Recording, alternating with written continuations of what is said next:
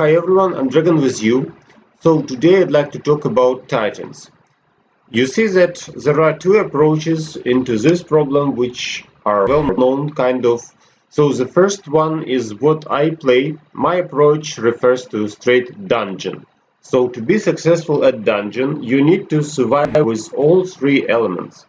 My basic team is Water team with Nova, Sigurd, Meyer and Hyperion, and usually I added one more tank there. So it's either Moloch if I face an Earth team, because Moloch is able to absorb a huge amount of damage from Earth Titans because of second artifact, and Angus if I face a Water team. So the idea is exactly the same. Angus is a shield which absorbs a lot of damage, and as a result the enemy team gets stuck. But also remember that Moloch can deal a huge amount of damage into the enemy front line, so it's a kind of splash damage ultimate, and also he can kill himself into the totem. Actually, same problem with Araji. So be careful when using Moloch. When using Angus, he can go through the entire enemy team with his ultimate. As a result, if the opponent has a super tank, a super Sigurd for example, and some weak titans backward, he may knock them down. So that's the idea. I play 4+2 reserved titans. And also I invest more into fire totem right now because my water totem is maxed in levels but not in stars, only 4 stars. And another thing which I found really effective is, of course, using your super titans.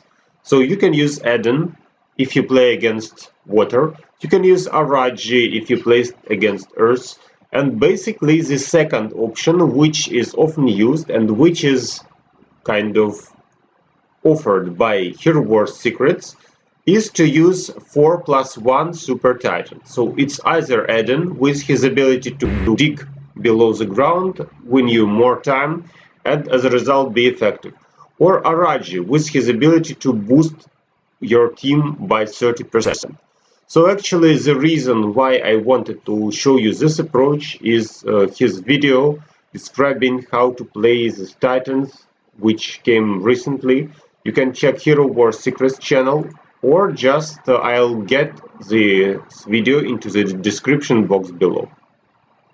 So now what I wanted to test, that's the situation with my titans. You see that my dungeon level is kind of high, and I collect not super amount of titanite, but it's still good enough for my guild, I guess. And what I want to say is to prove that this approach works, I mean with double tank. I'll show you my ranking. So if you check the titan power on my server, I'm not even top 100 here, you see. But if you check the dungeon level I went, it's 36th position.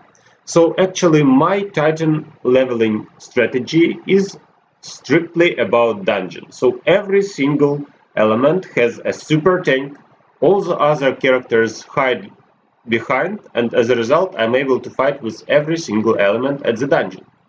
So now I started switching into Super Titans because they allow me to heal faster, and they help a lot when you need to keep Sigurd survive after super serious fights.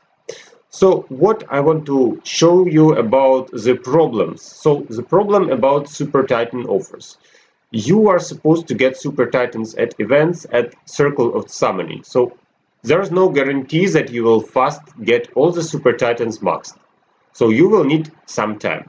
That's why if you just go to the dungeon, collect souls, you can collect souls of tanks, you get them kind of faster. So no guarantee you'll get Super Titans done fast, but dungeon will bring you scheduled Titans maxed soon. Problem of my approach, which is even more, I guess, serious, this third artifact. So when you decide your team, anyway you will be forced to choose a team which would be kind of balanced because of the last artifact. You see that I have all-star artifact for Nova and for Myri, because these types are used only by two titans, and I need 4 same artifacts. So Moloch, Hyperion, Sigurd, and Angus. These 4 require exactly same artifact. and to collect all stars I need a lot of time. So that's really long, that's really annoying, and probably your titans will be just not so good in stats if you choose this option. So that's the problem of my approach. That's why many players choose another option. So they pick 4 basic, it means Sigurd, Mairi, Nova and Hyperion for me, and they add 2 super titans. So as a result they have 2 artifacts for each type, and as a result they are able to kind of push forward their team faster than my approach. So today we are going to check some fights which are kind of related to either early game or late game when you have all the titans required. I guess anyway you'll end up with having these 8 titans for both dungeon and guild wars. And these stages are just for, I guess, many players, because early game is when you don't have Eden and Araji maxed, you still need their souls, and you can play Moloch and Angus much faster than them. Late game, when you already have enough parts, when you can afford playing 8 titans, and you see that I'm still not at late game, but I'm okay with that. So let me show you the fights. Let me show you actually the wallpaper I created. So you see that we are testing 2 teams based on double tank strategy for Water Titans, and we will fight against teams which play Super Titan strategy. So double Super Titan plus 4 of the element. And we'll play at manual, so it's like a simulation of when you attack the bridge, for example, or when you attack the enemy at Guild War. So you can play manual there, and remember that the backward thing is that here every single elemental defense works. So I will not have effective damage against water, because water is nicely defended. With my Water Titans, I mean. But I can use Angus if necessary. If we play against fire or earth, obviously I will use a fire titan. That's the idea. Okay, so let me show you the fights real quick, and you may see that every single team can be knocked away by my teams. Obviously not from first try sometimes, but still it is possible. So let me move on straight into the guild battles and show you how we have what we have here. I needed some tries to remove this team because it's a very effective anti-water team. You see that we have a specialist against water, that's Ed here. And also I would like to remind that we have extra elemental armor at the front here. So all the front line and the right team have extra armor. Meanwhile, at the left team we don't have actually extra attack except of Angus, because only he can deal extra damage to Water Titans. And what we see now is we don't have a tank. I'm trying to collect more charge, so here were secrets recommended to collect 160 kind of, or even 200, and then throw the totem. If you collect kind of 140, that still may not work. So here I tried the option which is used when your opponent is much stronger, so you can waste some kind of front line. The role of Angus here was to absorb damage long enough to charge my totem, and I think he fulfilled his role perfectly. So now we have 3 of the same element against Eden plus Hyperion, but it means my totem will be charged faster than the opponent. And also remember that Nova is just an expert of killing Super Titans because she stuns the backline, and here she is able to stun them long enough and to stop them from ult if possible. So you see that actually in this fight I used the strategy with collecting 200% that can be used against Water Lord, Fire Lord, etc. So anyway, we have the stats, so Hyperion dealt most of the damage. Then goes the totem, then goes the Angus. Damage taken here and healing here. Okay, so that's how you can win against Eden with 200% activation. What about second team? So the second team is same with Araji. That's another team which Hero War Secrets offers. That's a very effective team. You can play against Earth Titans, and you can boost your team to collect energy faster, to activate totem more often. As you can see, I needed less tries to do this, but still that was not super easy, because the strategy when you tank with Angus can be partially removed by Araji. So check this out, what's going on here. This time I did not collect a supercharge of the totem, I just played almost auto, so did not try hard. And here goes the Angus. So check the health of the opponent team, and Nova's activation stops Araji. That's important, because Angus is vulnerable to Araji. We need him to survive as long as possible. That's why I used my bonuses, that's why I used my healing. So now it looks like we are losing, but not exactly. Remember that Nova can stop the enemy from ult. Here we go, so Hyperion will not ult anymore. Araji also stopped. And it means we have some extra time. Now we need to let Nova do that again. So she does it again. You see that the opponent is kind of stunned, and now we are effective because water deals extra damage to your fire. So if Araji falls, then it should be easier. And here we go. So 2 Titans versus 1 Titan, I think we can win this. So actually this time I even did not need to do some special tricks with totem percentage. I just used kind of auto fight and that's it. So just extra damage against water was good enough to finish the right team. But still I think that the composition with Araji is kind of best, because usually you will be attacked by Earth teams, and that's why Araji will help a lot there. Okay, so these teams were recommended by Hero Wars Secrets. I really think that they are strong, no doubt, but still they can be beaten with my teams when you have manual mode active. So what about Earth? A very complicated question. So what should I do if we face Earth team and I play a water team? Basically the answer is just play a super tank of fire. Check this out. So I have a fire tank. The opponent plays Hyperion. So when is this team used? Why is this team used? Obviously at Guild Wars you would not like to die from 10 or like 5 attacks in a row of weak champions, but if you do not have healing, they will just remove your titans one by one. That's why many people play Hyperion. Another serious reason is because obviously against Earth teams, fire teams are played, right? So Hyperion can do something to fire titans that's effective. And what I would like to highlight is that here we have not only a living wall, but also we need to see not to suicide into the totem. So we attack 2 options. The first option when we are losing this character anyway. The second option is when we need just to stun right here, right now, everything is catastrophic.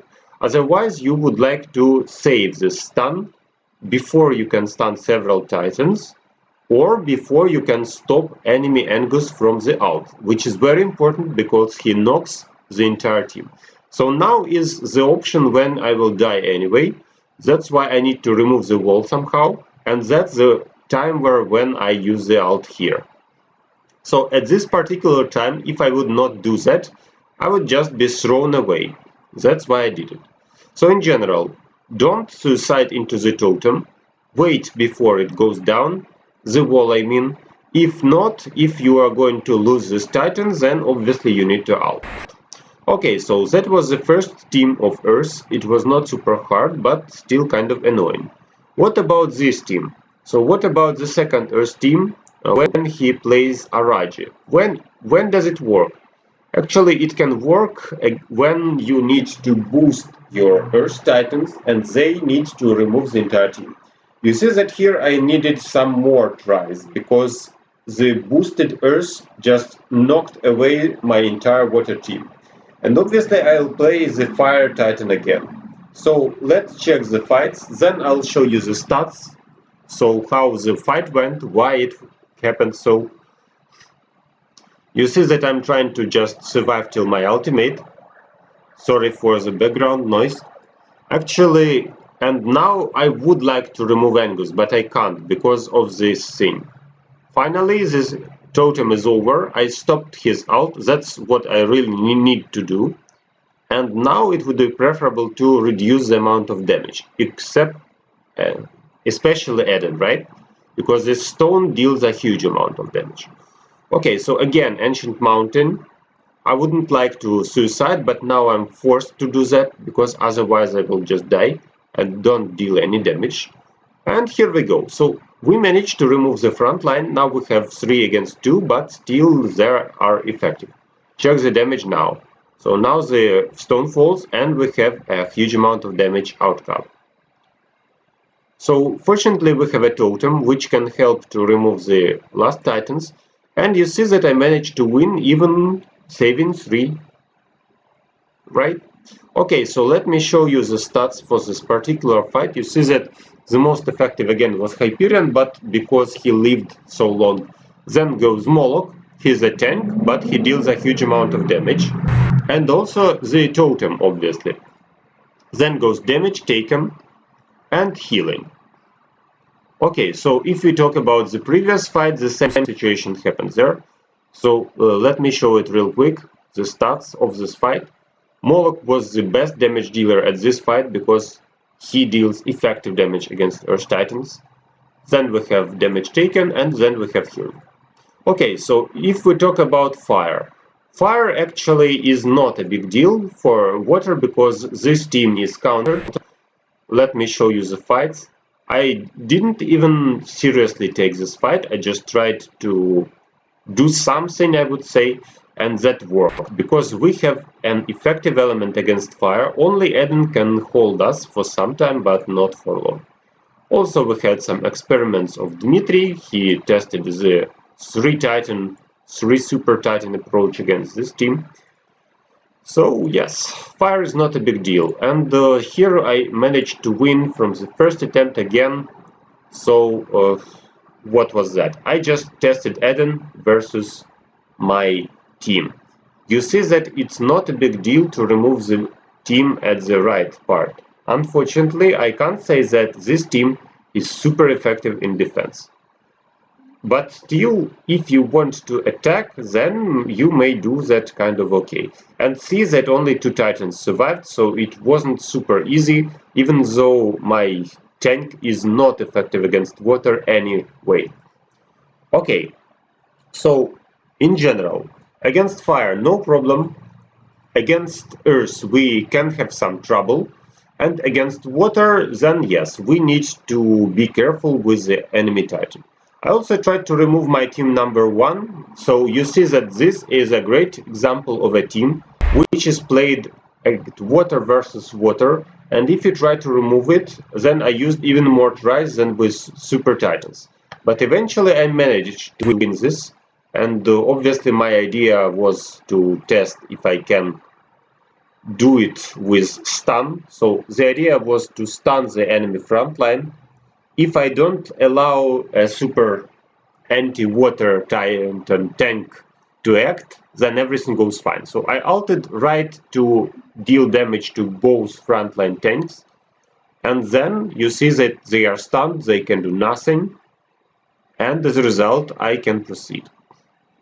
Okay, so it looks like everything's very bad, especially here, and now we have just 2 versus 2.